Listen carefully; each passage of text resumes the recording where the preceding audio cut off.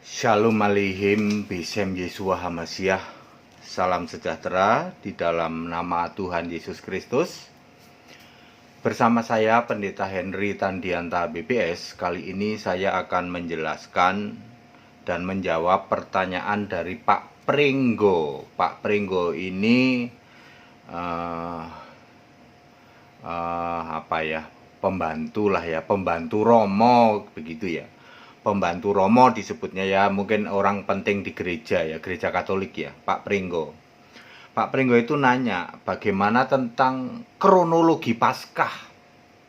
Ya. Kronologi Paskah yang benar itu gimana, Pak? Karena kami kan punya aturan gereja. Sementara Pak Pendeta Henditan kan mengatakan Kristen nggak merayakan Paskah. Iya, Pak, Kristen nggak merayakan Paskah. Kalau Katolik mau merayakan Paskah silahkan. Saya jawab begitu. Ya, bukan begitu, Pak. Kami minta kronologi Paskah. Menurut Alkitab itu bagaimana?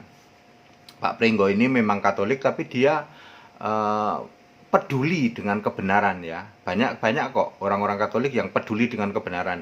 Dia mulai sadar bahwa antara aturan gereja dengan Alkitab, gitu. Sudah mulai sadar banyak itu kok berbenturan melulu antara aturan gereja dengan Alkitab ya, saudara ya. Maka saya judulnya begini, Pak, karena Kristen itu tidak merayakan Paskah dan Alkitab juga tidak menyuruh merayakan Paskah. Maka judulnya adalah gagal paham kronologi Paskah ya. Gagal paham kronologi Paskah itu judulnya. Romo Pringgo ya. Ya, saya manggilnya Romo Pringgo aja lah. Ya, gagal paham kronologi Paskah ini menimbulkan yang namanya ajaran manusia. Ada Kamis Rabu Abu, Kamis Putih, Jumat Agung. Ya. Itu saudara ya. Kita tidak tahu, itu tidak alkitabiah semua ya. Ya, ada yang mengimaninya sampai sebegitu saya nggak ngerti harus menyebut apa, tetapi kan Pak Pringgo, Romo Pringgo ini kan nanya bagaimana kronologisnya menurut Alkitab ya. Saudara, saya mau dengan ayat Alkitab ya. Kalau kita mau membaca di dalam Matius 26 ayat 5, orang Yahudi itu sudah sepakat. Kita mau nangkep Yesus tapi jangan pas hari raya. Yesus mau kita bunuh tapi jangan pas hari raya. Ya, ini Yahudi udah sepakat. Nanti kalau bunuh Yesus kok pas hari raya yang dimaksud Paskah. Yuk kita bunuh Yesus tapi jangan pas hari raya Paskah. Itu di Matius 26 ayat 5. Nah, kalau kita lihat Lukas 22 ayat 1 ya, itu menjelang Paskah. Paskah sudah mau datang, sudah mau tiba ya, begitu ya. Terus Yesus merayakan Paskah di dalam Lukas 22 ayat 7. Lukas 22 ayat 7, Yesus merayakan Paskah. Kira-kira Yesus merayakan Paskah berapa kali? 3 kali, karena kurang lebih Yesus melayani 3 tahun plus kan. Pasti dia merayakan Paskah. Mari kita lihat kronologisnya ya. Pertama, Yahudi sudah sepakat, kita mau bunuh Yesus tapi jangan pas Paskah. Ya. Di dalam Lukas 22 ayat 7, Yesus merayakan Paskah, betul-betul nyembelih domba, lalu makan besar lah begitu ya, makan Paskah ya. Itu pas hari Selasa. Perhatikan dulu ya, Romo Pringgo ya. Yesus makan Paskah di dalam Lukas 22 ayat 7 hari Selasa. Tentu saja Selasa sudah gelap ya. Paskah hari Selasa itu pas hari Paskah enggak? Pas hari Paskah. Ya, karena bahasanya begini, ayo kita merayakan Paskah gitu ya. Jadi Selasa itu pas hari Paskah. Kenapa bisa Selasa? Nanti dengerin terus ya Romo Pringgo ya. Hari Selasa pas hari Paskah, Yesus merayakan Paskah yang ketiga, Paskah terakhir sepanjang hidup dia. Terus dia ngomong, aku nanti udah nggak mau makan Paskah lagi ya. Dia udah tahu kan mau dibunuh.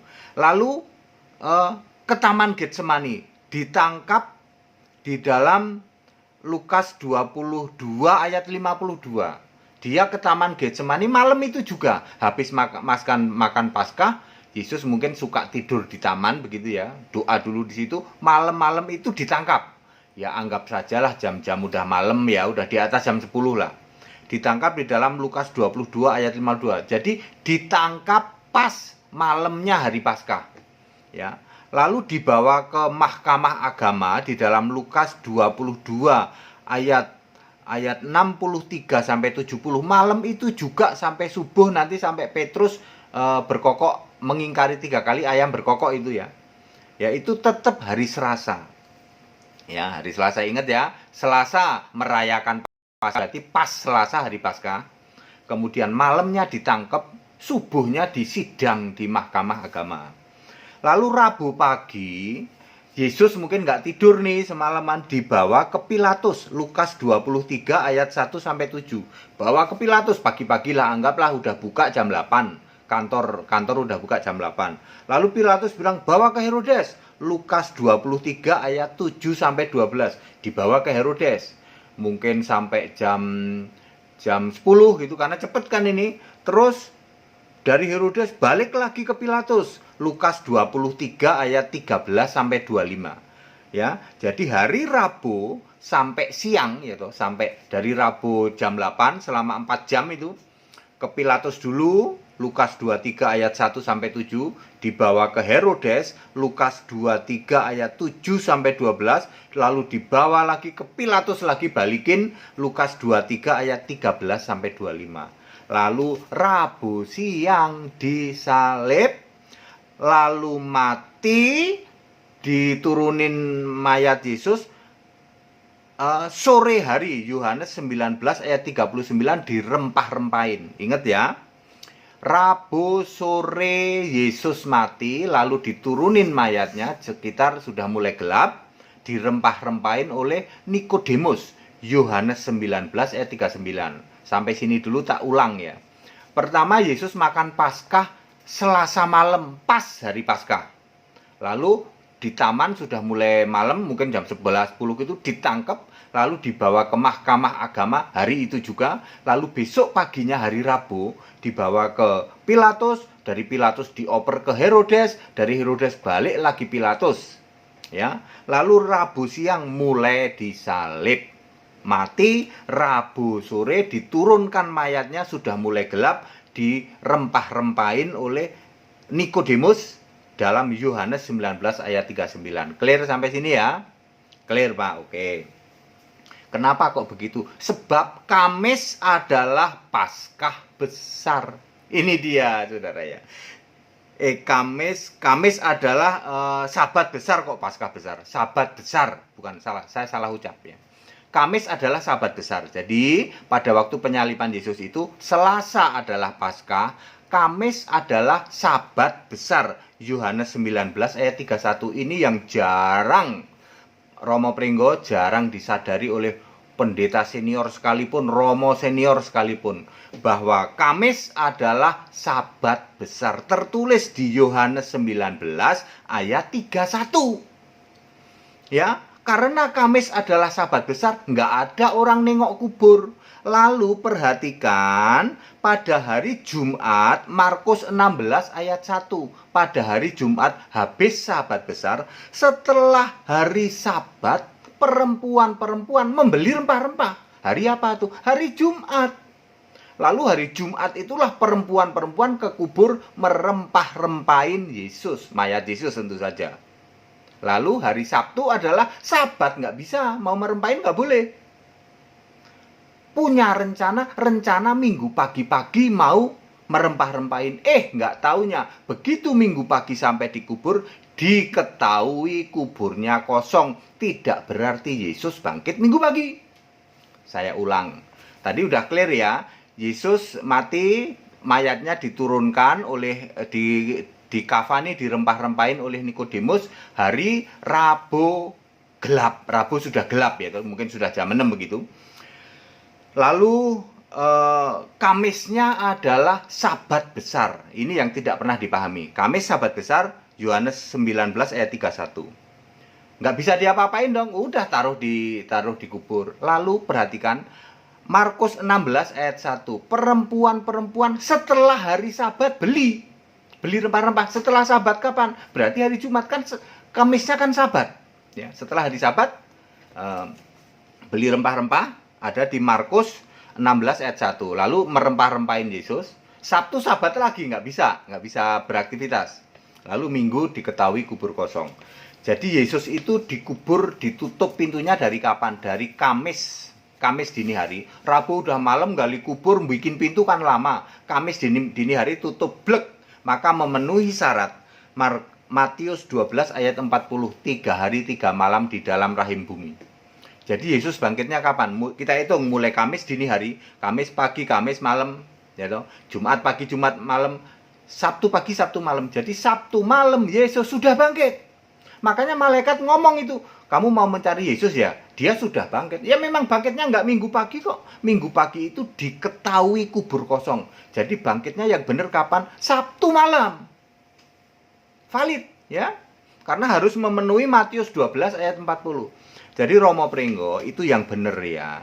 Jadi Romo Pringgo harus tahu bahwa Yesus itu merayakan Paskah itu Selasa. Lalu Selasa malam ditangkap, diadili. Rabu pagi dilempar sana sini. Pilatus, Herodes, Pilatus lagi. Rabu siang disalib. Mati Rabu sore. Mayatnya diturunkan Rabu malam. Masukin ke kubur. Karena lama bikin itu, Kamis dini hari baru tutup pintunya. Blek. Yesus harus 3 hari 3 malam. Dan benar ya toh. Jumatnya perempuan beli rempah-rempah merempahi Yesus. Mayat Yesus. Sabtu nggak boleh kan Sabat. Maksudnya nanti Minggu lagi mau merempah-rempahi, Yesusnya sudah bangkit. Jadi ini semua ayat Alkitab Pak, dan ini benar. Gagal pahamnya Paskah di mana Pak kronologinya? Ini dia gagal pahamnya. Ya, Yesus dikira disalib hari Jumat karena Sabat. Ya, jadi Jumat, Sabtu, Minggu maka nabrak semua Pak. Jadi Jumat Agung ya salah, total salah. Dan nggak ada istilah Jumat Agung. Rabu Abu, Kamis Putih nggak ada Pak. Yang benar adalah Rabu adalah hari biasa, Selasa adalah Paskah, Rabu hari biasa, Kamis adalah Sabat besar, ya Sabat besar ini kebetulan jatuh hari Kamis, Jumat hari biasa, Sabtu Sabat biasa. Jadi Yesus disalib Rabu, Kamis, Rabu udah masuk kubur, jadi Kamis, Jumat, Sabtu. Ini Pak kronologi yang benar. Alkitabiah Pak. Jadi kami merayakan Kamis Putih lah apalah itu semua kan ajaran perintah manusia Pak. Markus 7 ayat 7. Bapak mau beriman itu pada perintah manusia apa Alkitab? Alkitab very clear Pak. Very clear. Bahasa Jermannya cetowelo-welo Pak Romo Pringgo. Ya toh? Cetowelo-welo Alkitab. Nggak bisa ditolak. Anda mau tolak bagaimana? Piye mau nolak? Wong ini ayat Alkitab very clear. Ya, di Indonesia mungkin ada ratusan ribu pendeta yang bisa jelasin begini Romo Pringgo, cuman pendeta Henry Tandianta yang bisa jelasin very clear. Ini semua ayat Alkitab kok. Boleh diuji? Tak ulang sebentar ya. Tak ulang dari awal ya. Perhatikan baik-baik. Yahudi sudah sepakat, aku nggak mau nangkep, nggak mau bunuh Yesus pas perayaan. Berarti pas perayaan hari raya Paskah nggak mau dia. Pas hari rayanya Selasa, Yesus makan Paskah Selasa. Wah, makan Paskah ini makan apa, nyembelih domba, makan bener-bener makan Paskah. Terus ngomong, aduh aku rindu mau makan Paskah kayak gini, tapi nanti aku nggak akan lagi gitu ya. Udah, terus ke Taman Getsemani ditangkap itu hari Selasa, pas hari Paskah. Ditangkap pas hari Paskah, tapi dibunuhnya tidak. Dibunuhnya sehari kemudian. Lalu disidang dong, malam-malam itu Petrus mengingkari 3 kali itu, kukuruyuk gitu kan, menyangkal 3 kali gitu. Lalu dibawa ke Pilatus, Herodes balik lagi Pilatus. Rabu jam 12 siang mulai disalib, matinya jam 3, lalu diturunkan jam 6, dikasih rempah-rempah, dipocong sama Nikodemus. Oke, masukin kubur. Udah keburu Sabat besar ya toh. Ya mungkin ada 1-2 orang ngikut gali terus nutup sampai dini hari. Lalu setelah hari Kamis, jadi Kamis kan Sabat besar, perempuan membeli rempah-rempah.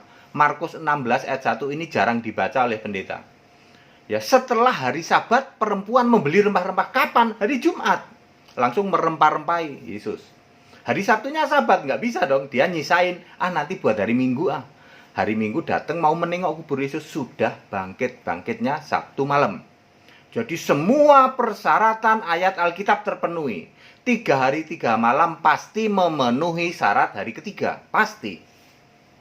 Minggu pertama bangkit, itu artinya diketahui bangkit. Tapi bangkit menurut hitungan Alkitab adalah Sabtu malam. Ya, itu sudah pasti valid ya. Pak, jadi segala perayaan Kamis Putih, Rabu Abu, Jumat Agung semuanya tidak ada Alkitabiahnya, nggak ada dasarnya. Dan orang Kristen tidak merayakan Paskah, Pak.